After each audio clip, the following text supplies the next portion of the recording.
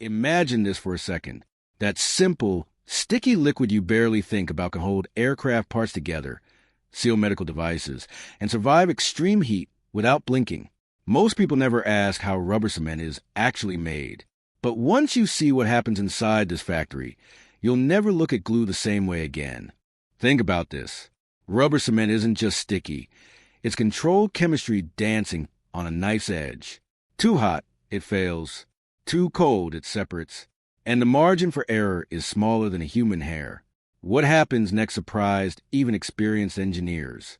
You're about to travel across continents, into forests, refineries, and high-tech labs. We'll follow raw sap from a living tree to a finished adhesive trusted worldwide. And here's the promise. By the end, you'll understand why this process cannot be rushed. It all begins thousands of miles away, in rubber plantations across Thailand, Indonesia, and Vietnam. Workers tap Hevea brasiliensis trees at sunrise, collecting milky latex that flows at just 25 degrees Celsius. Each tree produces barely 50 grams per day, and yet global demand never slows. Most people never think about how fragile this supply really is. The latex gets filtered, stabilized with ammonia, and concentrated to exactly 60% rubber content. It smells sharp, earthy, and alive. From here, it travels over 3,000 kilometers by tanker trucks and ships. And here's the shocking part. If transport temperature rises above 30 degrees Celsius, the entire batch can be ruined. But rubber alone won't make cement. Solvents like heptane and acetone arrive from refineries in South Korea and the Middle East, refined to 99.8% purity. One contamination event can shut down a factory for days. And that risk is always lurking. Add antioxidant stabilizers and viscosity controllers, measured in grams, not kilograms. The cost of raw materials alone exceeds $1.2 billion annually worldwide. But the real cost? Environmental pressure. Rubber farming replaces forests, and solvent production burns enormous energy. And this is where the real balancing act begins. Everything is now ready. The materials converge at the factory floor.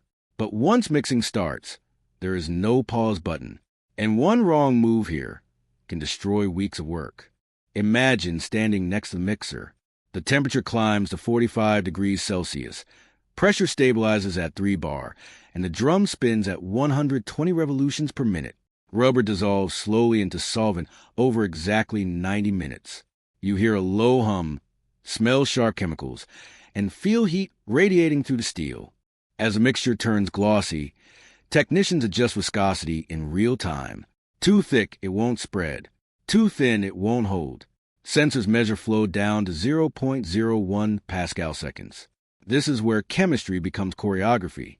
Next comes filtration. The cement passes through micron-level mesh at 2 meters per second, removing particles invisible to the eye. The sound changes, sharper, cleaner. And if even one clog forms, production halts instantly. The mixture cools to 22 degrees Celsius and rests for 4 hours. This waiting period is non-negotiable. Chemical bonds stabilize, solvents equilibrate, and the cement becomes predictable. Most people never realize how much waiting matters. Finally, automated fillers dispense exactly 250 milliliters per container at 600 units per hour. The smell is sharp, the machine's relentless. But here's the twist. Not every batch passes. And rejection here is expensive. Laser scanners inspect fill levels to within 0.2 millimeters. AI vision systems watch for bubbles, discoloration, or microseparation. Rejection rates average 3.7%, and every rejected unit gets recycled. Machines never blink. But here's where humans still win. A veteran technician twists a cap, listens to sound, and knows instantly if something is wrong. No sensor matches that intuition yet. And that moment saves millions every year. Every approved batch earns international certifications and undergoes stress testing. Heat at 70 degrees Celsius, cold at minus 20 degrees Celsius, and peel force tests exceeding 5 newtons. If it fails once, it fails forever, and only the best move on. Globally, over 4.5 million tons of rubber cement shipped every year, worth more than $9 billion. China leads production, followed by the United States, Germany, Japan, and India. More than 300,000 workers depend on this industry daily. Those numbers hide a staggering truth. 50 years ago, this process was mostly manual and wildly inconsistent. Today, tolerance levels have tightened by 400%, and in the next decade, AI-driven solvent recovery could cut emissions in half. Progress here is relentless. Did you know one factory shutdown can disrupt medical supply chains worldwide? Or that rubber cement adhesives hold parts in satellites orbiting Earth? Or that less than 1% of batches achieve aerospace-grade approval?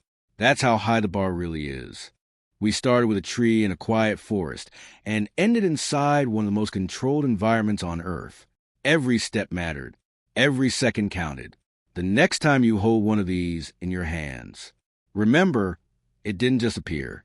It was born from the Earth, shaped by fire, perfected by technology, and approved by the strictest standards in the world. That's not just a product. That's a masterpiece of human engineering. If you want to go deeper into the hidden world of manufacturing, tell us in the comments what product you'd like to explore next.